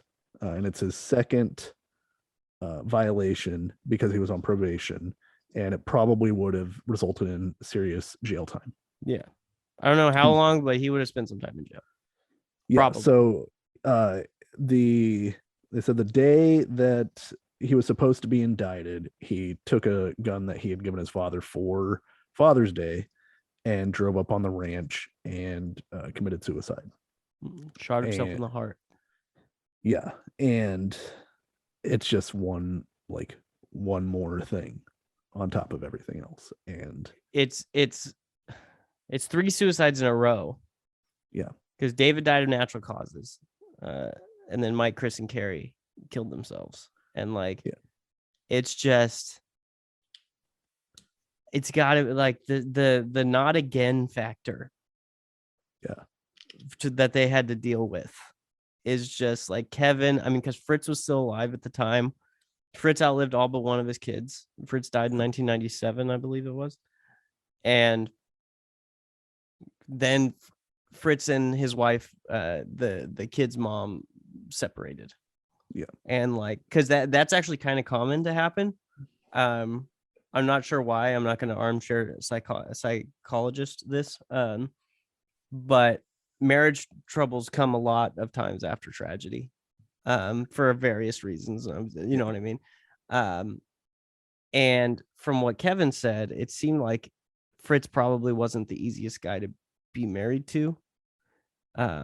Because it really well, and Kevin said that he thought that his dad was dealing with the deaths pretty well, but his mom wasn't. Right. But he also, in the same one, this is on the Dark Side of the Ring, in the same one said that his dad pointed a gun at him. Oh, that was when his dad finally got a brain tumor, though, and he said that Fritz ended up having cancer. He had brain cancer, and it completely changed it seemed to really change his personality. But which also happens if it's pressing on certain parts of the brain, the personality things. It's very common. Yeah. And so it's just this crazy thing, man, because the story of the Von Erichs, do you think I think it would be told more. I think they'd be more famous had the deaths not happened. And a lot of times with celebrity, death elevates fame. Right. But with them, I feel like that much death in that little time just burned their star out, and just made the world because the world at large doesn't know the Von Erichs. The wrestling world is pretty familiar with the Von Erichs, and probably a lot of people in Texas are familiar with the Von Erichs.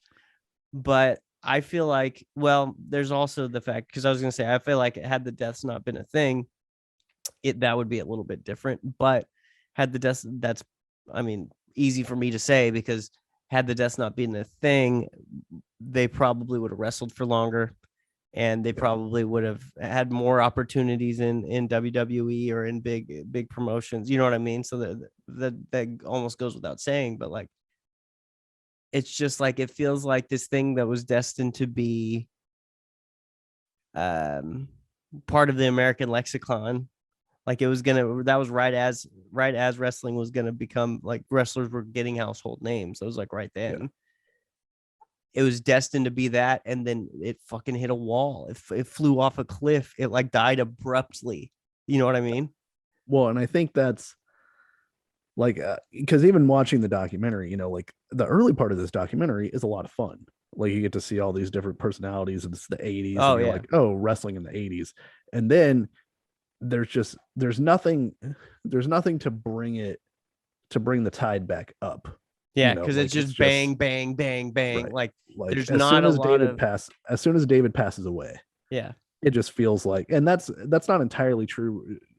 World Class had some good years after David passed away, but it's still from David to Mike to Chris and then Carrie, and it just feels each time it gets so much worse, and it's the bottom can't fall out, and it goes from like they say, from it being a tragic thing to like, is this a curse? Yeah. What could have happened? And you know, you don't. I used to have a wrestling almanac book that I'd bought when I was like 16, and I didn't really know all of the Von Erich story.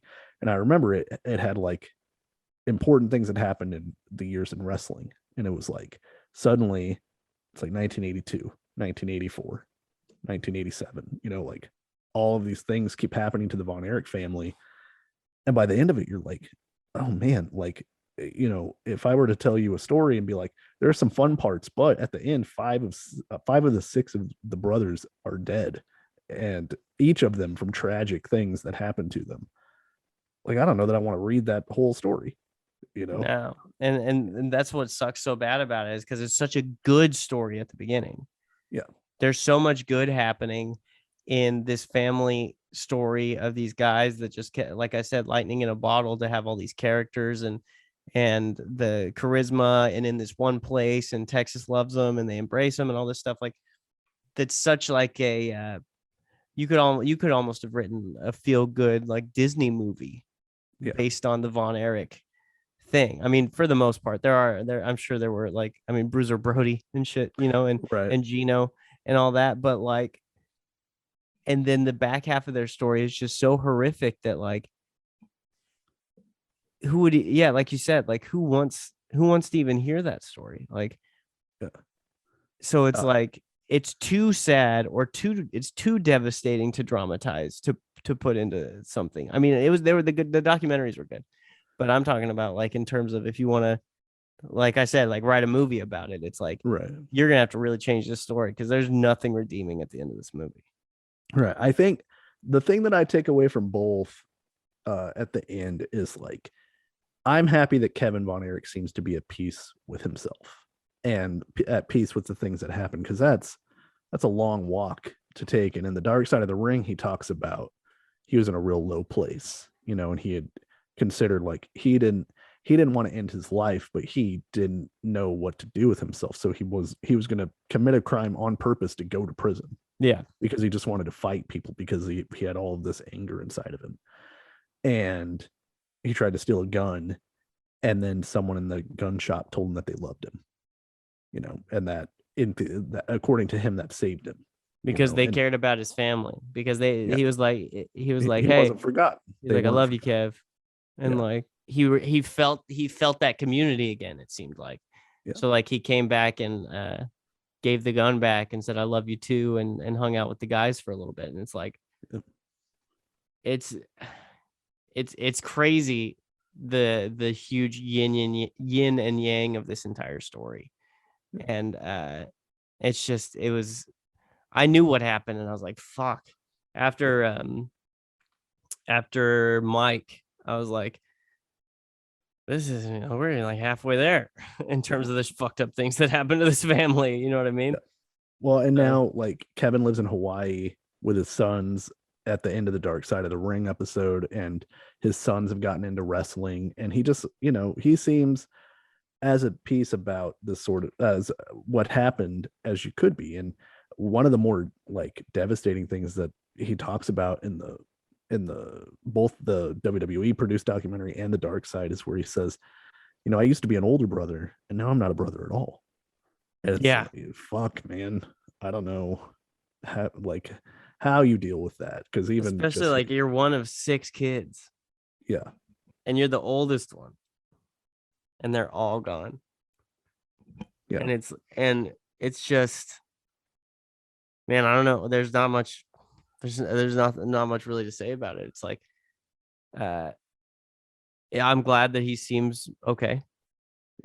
I'm sure there's a lot of, like, even during the thing, he had a hard time talking about some of the stuff. And then, like, because I mean, revisiting things is different. You kind of relive them. You know what I mean? Like, you and I both had personal tragedies, and you just don't, like, I don't avoid it, but I also don't like revisit it every day and like recount the stories and talk and reminisce and all these things. And like, so I'm sure it was really hard for him to do it. And he's the only one left. So he's the only representative of the family to actually have any of the story. Like, well, he's the torchbearer for his family to tell, for the good and the bad. to Yeah. hold up the Von Erich name and all the good.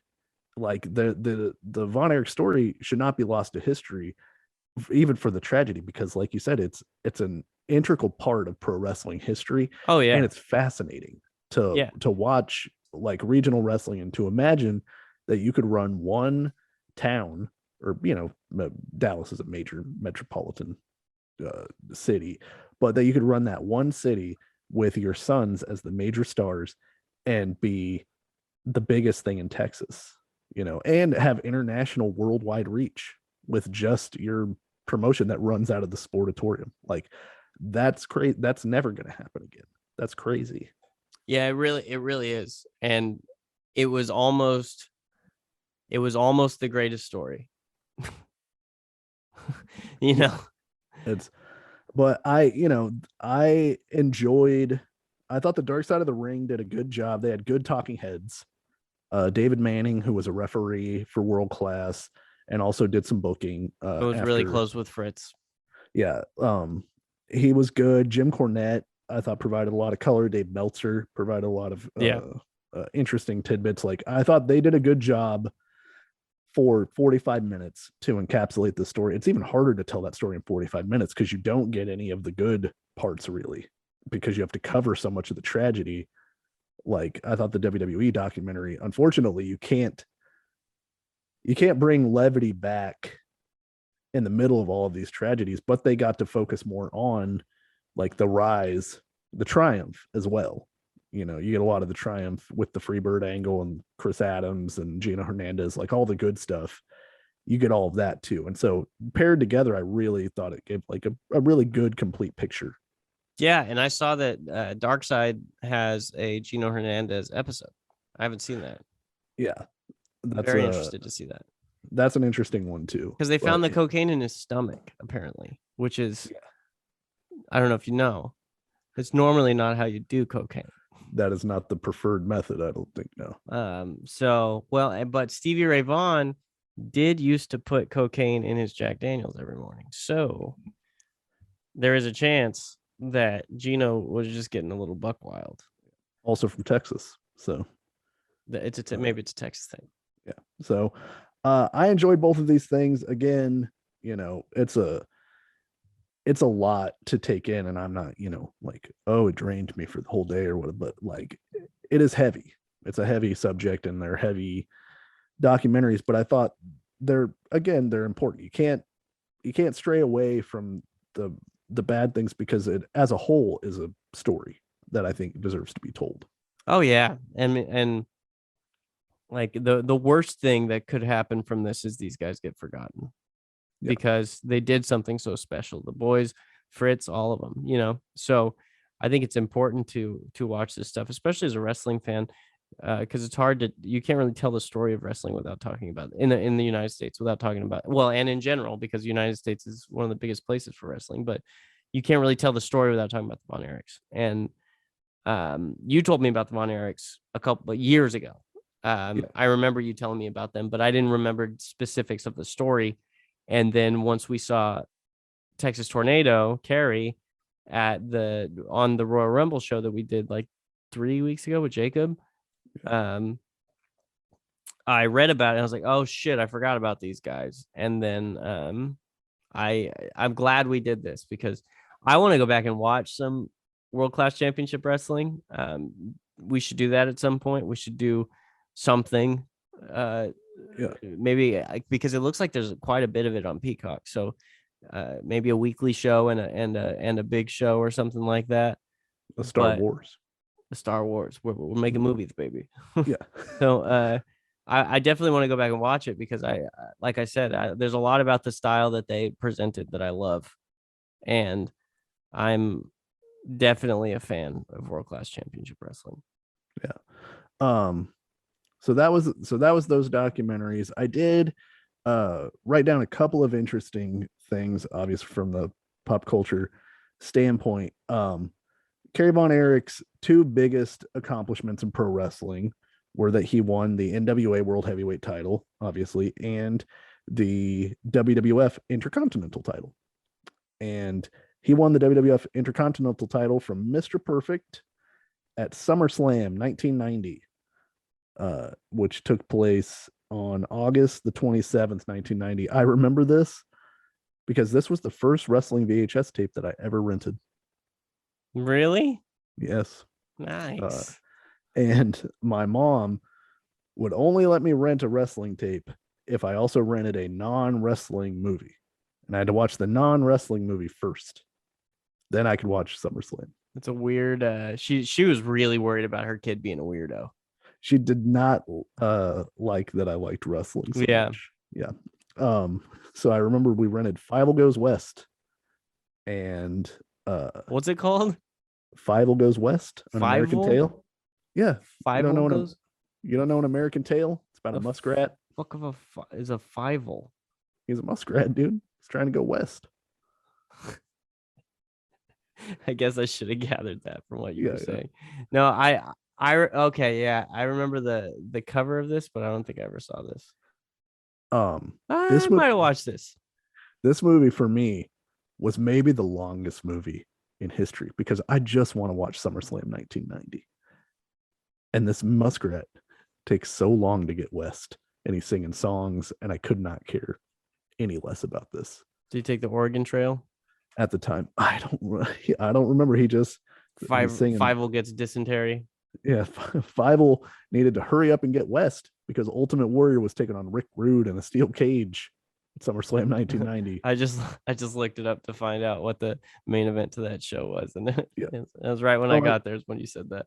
I could run down the majority of that card because I love that wrestling show. Really? It's my favorite. Oh yeah, when I was a kid, it's the best one. You got the Rockers taking on Power and Glory in the opening match. Yeah. And Shawn Michaels gets injured on the way to the ring, so Marty Jannetty has to wrestle both the Power and Glory guys by himself. Oh fuck, the scenes. Yeah.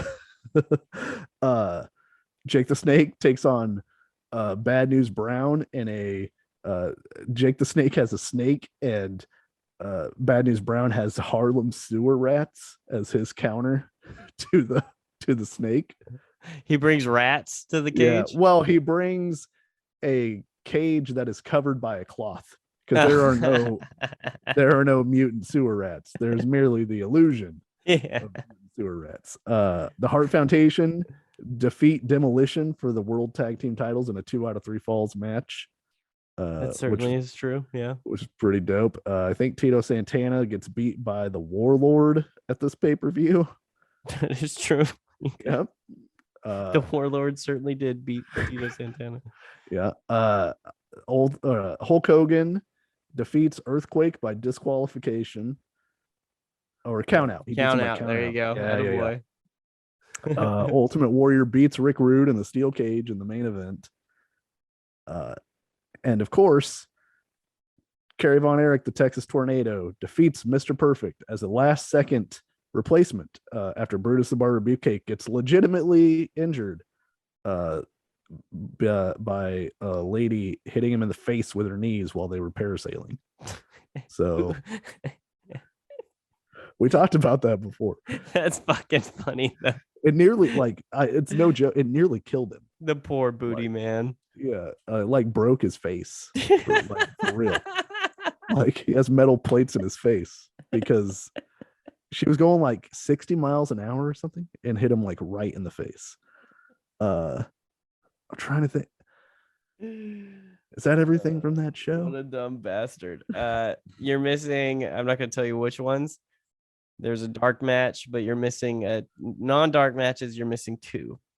Missing 2 non-dark matches. If you want any tips, I can give you tips. Okay. Let me see. I got the Tito Santana versus the Warlord. Mm-hmm. That's one. That's one off the board. The goddamn Warlord. Okay. Give me a hint. There's a women's match. Oh, that's right. Sensational Sherry versus Sapphire, but Sapphire doesn't actually show up, so Sensational Sherry wins by countout. Yep. And then there's one more match. Is that the American Dream Dusty Rhodes versus the Macho King? It is not. No. Oh wait, no, okay. It is. So that you're missing more. because there's one more now. But yeah, Randy Okay. Savage does wrestle Dusty Rhodes in this one. And defeats him, if I recall Randy correctly. Savage, yes, Randy Savage Okay. wins the match. Wins that match. Yeah, Shit. Is it a tag match? it is a tag match. Okay. It's a tag match. It is a tag match. Is it two teams? Like, do they have team names? One of them has a team. Is a team name? Okay. Is it the Orient Express? It is the Orient Express. Who did the Orient Express wrestle? It's SummerSlam. SummerSlam 1990. 32 years ago. Oh, man. Also, I'm not looking this up, I swear. Yeah, no, I would not allow you to do this on the podcast if you weren't actually doing this. Oh no. Is it Hacksaw Jim Duggan? It is. Okay. Who's Jim Duggan doesn't have a partner. Who's Jim Duggan's partner? They're an interesting match. Okay. Is it Nikolai Volkov? It is Nikolai Volkov. Yeah. That's a sweep, baby. That is a sweep because I didn't give you any hints. I let you just run into it. The only one that I gave you was the women's match. That's the only thing I gave you. That is the entire card. There was a dark match. Shane Douglas defeated Buddy Rose. Ah, fuck him. Who cares? Yeah, Shane Douglas probably called out. No, wait. Shane Douglas wasn't the guy who wanted to wrestle Flair, was he? Yeah. It was. Fuck, I shouldn't have said that. Called him a piece of shit. Yeah. So, okay. So at that event that I just ran down, hopefully that's good podcast material. That's pretty dope. The number one movie in America the week that Carrie Von Eric won the Intercontinental title is a movie I can guarantee you have never watched. I'm curious if you've ever even heard of this movie. It's called Dark Man. Dark Man. No, I don't know shit about Dark Man. It's got Liam Neeson in it. Sam Raimi did he directed it. Yeah, because Sam Raimi wanted to direct a superhero movie and they wouldn't let him. So he was like, fuck you guys. I'll just make up my own superhero movie. So Dark Man gets blown up by some chemicals, I believe. And then made some money. Yeah, Dark Man made $8 million opening weekend. Yeah, and it did the $14 million budget and it made $33 million overall. Yeah, and there are 2 Dark Man sequels, if I remember correctly. Darker Man. Yeah, Dark Man 2, even darker. Even darker. The number one album in the country at this point was MC Hammer. Fuck yeah, dude. Please, Hammer, don't hurt him. That's the album. It sold 10 million copies because it had "You Can't Touch This" on it. That's such a good name for an album. I didn't even know that was the name of that album. Please, Hammer, don't hurt him. Please, Hammer, don't hurt him. That's such a good name for an album. Dude, that album had 6 singles. I don't know any of these songs except for "Can't Touch This," and that was the 3rd single. The first single is called "Help the Children." The lead single. The lead singer of buy now the single "Help the Children" off of this album. Please, Hammer, don't hurt them. Yep. There's "Help the Children," "Dancing Machine," which I know that you're gonna like. Oh, sure, yeah. Yeah. "You Can't Touch This," "Have You Seen Her?" The 5th single is called "Pray." Up next from the album, "Please, Hammer, don't hurt him." Pray. And the 6th single was called "Here Comes the Hammer." Fuck yeah, dude. Yeah. MC Hammer then released an album called "Too Legit to Quit," which obviously had that fucking song, man. Yeah, he's too legit to quit, bro. I didn't know this until today, and this delighted me to no end. Do you know what the name of the 3rd MC Hammer album is? Of course you don't, because no one does. It's called hammering. I can't think of anything. Hammer and nails. Yeah, hammer and nails. No, It's straight hammering shit. it is called The Funky Headhunter. Fuck yeah, dude. Is he the best album namer of all time? I don't know, man. That's such a good album name. That's such a good name. I want that to be my nickname to like forever. I Oh wish I was my the God. wish I was the Funky Headhunter. The Funky Headhunter. Let's see. He didn't have any good ones after that. Inside Out, Active Duty, Full Blast, Look, and Dance Jam the Music. I don't know. Full Blast is pretty fun. It's not MC bad. Hammer, It's not Full Blast. It's not fucking Please Hammer, Don't Hurt Him, or the Funky Hunter. Yeah. Too Legit to Quit, sick too. Yeah. All right. So it's from a long time ago, a real long time ago. So whenever we do those, I like to look at the top 10 movies. Guess if Andrew's seen any of these movies.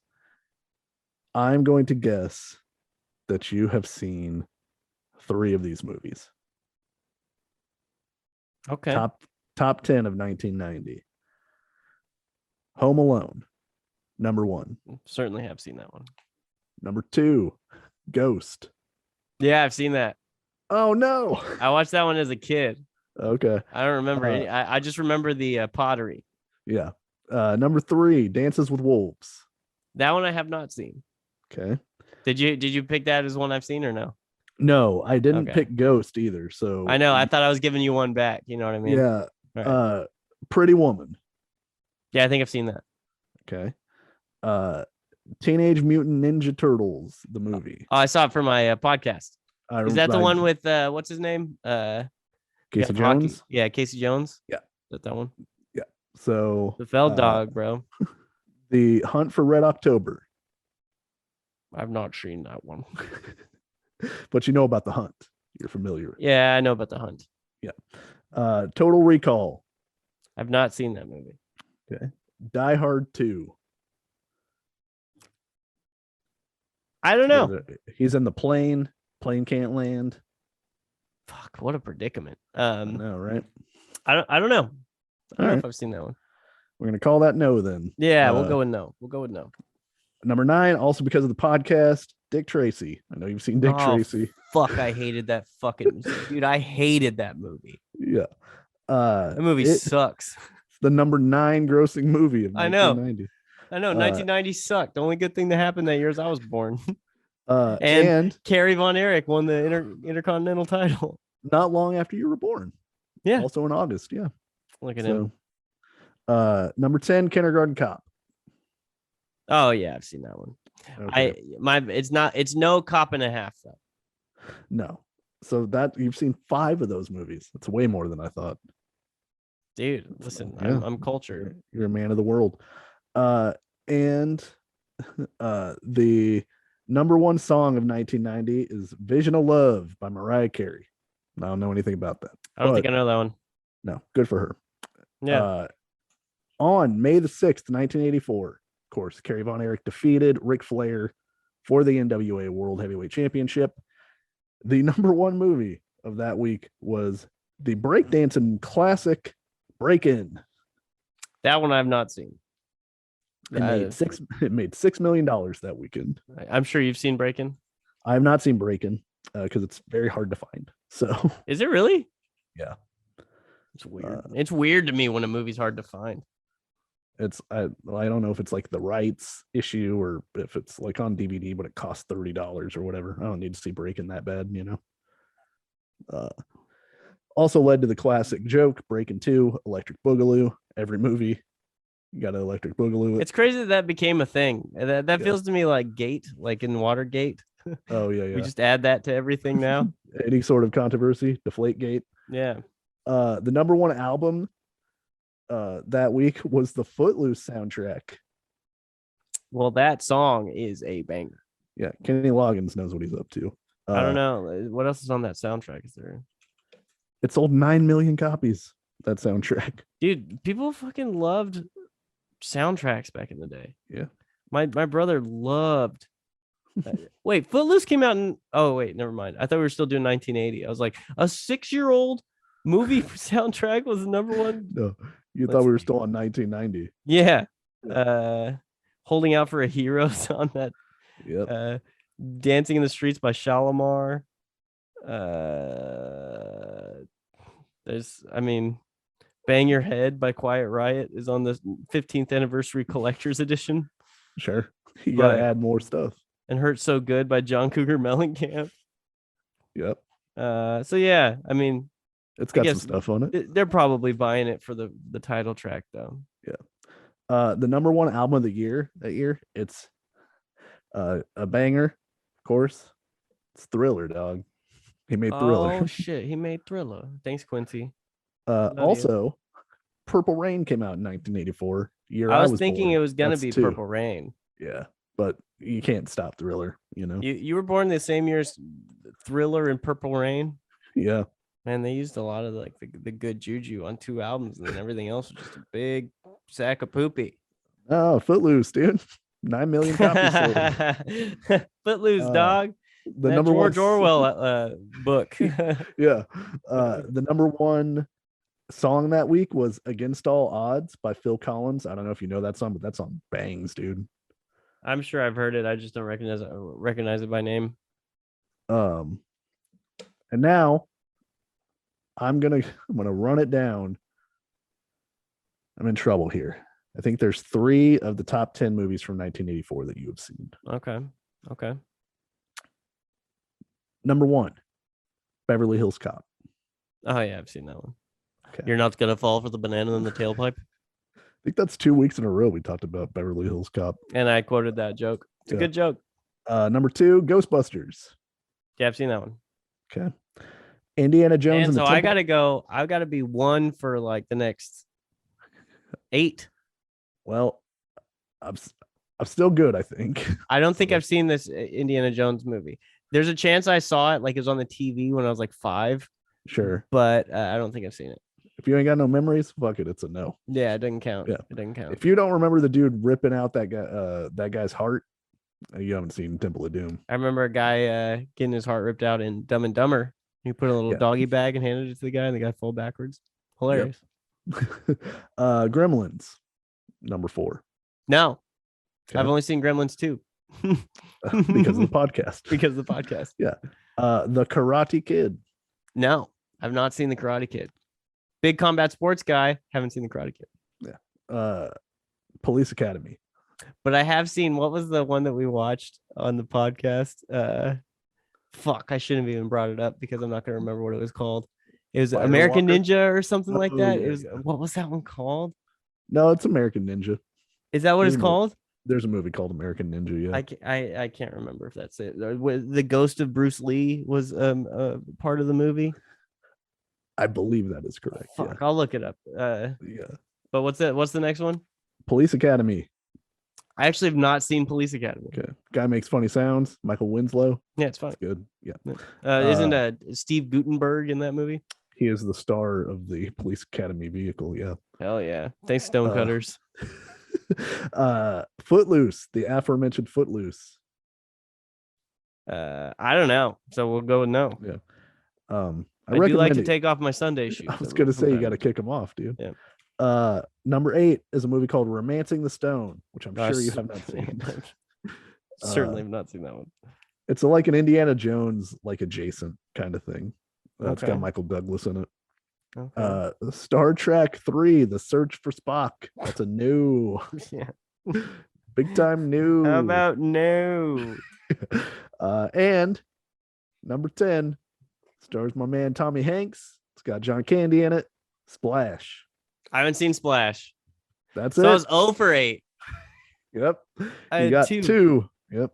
Holy shit. When you had 2 out of 2, I was still confident that I was going to come out ahead. That's funny. I was like, unless you saw it for the podcast, I don't think 1984 is your year. No, not it is certainly not my I generally take like the amount of movies that I've seen from that year and that are in the top 10, and I subtract like 3 for you. That's the formula. That's the formula. Well, But, so far you're pretty good at it, I think. yeah, it works out. that's it. Hopefully, at the end here, it brings a little bit of levity. Not trying to minimize the heavier things that we talked about, but thought it would be good to highlight the accomplishments of Carrie Von Eric at the end here, both winning the Intercontinental and the NWA World Heavyweight titles. The movie was called No Retreat, No Surrender. That's not American Ninja. There is a movie called American Ninja though, and it sucks as well. So. I'm sure they have, and I'm sure there is, and I'm sure it does. Yeah. Or what was that thing we were saying a couple weeks ago? It's possibly good. Possibly it's good. Yeah. I don't know. I don't know. It could be good. No. Yeah. I bet American Ninja sucks. No Retreat, No Surrender, I believe sucked. It has Jean-Claude Van Damme in it. It was a fun podcast episode. Watch it if you guys like stupid martial arts movies. But I've seen that, and I haven't seen The Karate Kid. I do know about the sweep the leg shit. That's all I know. Put them in a body bag, dude. Mr. Miyagi, wax on, wax off, etc. Crane kick stance, all that shit. Got to be balanced. But anyway, I feel bad about those dead guys from WCCW. You know what I mean? Yeah, that brings it to a close for this week. We will be back next week with as yet undetermined podcast topic. Yeah, it's even going to be a surprise to us. Yeah, I'm just going to put something on and we'll see what happens. Maybe we watch the same thing. Maybe we don't. Yeah. Maybe you watch some wrestling and I end up watching an episode of Happy Days. You know what I mean? Maybe it's American Ninja. Maybe it's not. That would be sick. But you want to do that? Do you want to watch Dark Man? Anytime somebody says Dark Man, I just think of DMX because that's Dark Man X is. That's what that's what it stands for. Oh Jesus, I'm so glad that stands for something, and you're not just saying that it makes you think of DMX when somebody says Dark Man. No. He says it's in a bunch of the lyrics that I can't say. So yeah, he says it stands for Dark Man X. Yes. That's so hard. Yeah, it's about as hard as it gets, isn't it? He was an intense individual. You know what? They're the hood at, you know? Yeah, that's whenever he was talking about it, that's where it was. That's where the hood at. Yeah.